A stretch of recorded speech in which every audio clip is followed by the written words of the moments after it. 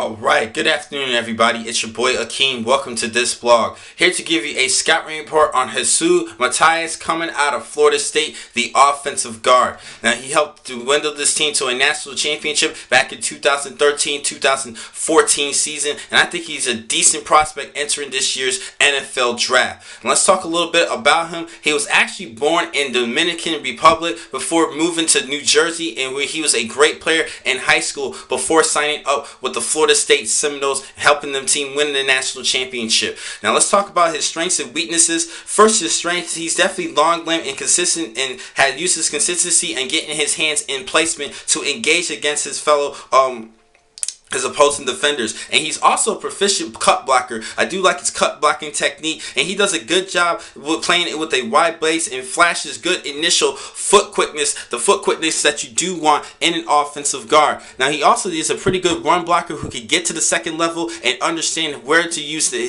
different angles and footwork to get to that second level, to get to the opposing defenders, to even open up things up for running backs behind him. Now he does have a couple weaknesses though. He lacks the natural point of attack power that you want, and he also relies more on his length instead of his hip explosion and leverage in the run game. He needs to do a better job with that, but I still think he's a decent run blocker. Also, he was actually my top guard entering this year's draft before the season began in 2014, but due to his poor play in the scouting combine, his stock dropped a lot. He ran a 5.56 40. I thought he should have did a little bit better than that. And also he could be sluggish sometime in his recovery and pass pro when he is beaten. He needs to do just a better job in his recovery skills. Now, because of that pro day workout and the lack of his play in that pro day workout, he did kind of struggle a little bit with his footwork. Even though I do think his footwork is a little bit better, he struggled a lot at the scouting combine, and his stock dropped a lot. So right now I actually have him as a late third round selection of this year's draft because of his workout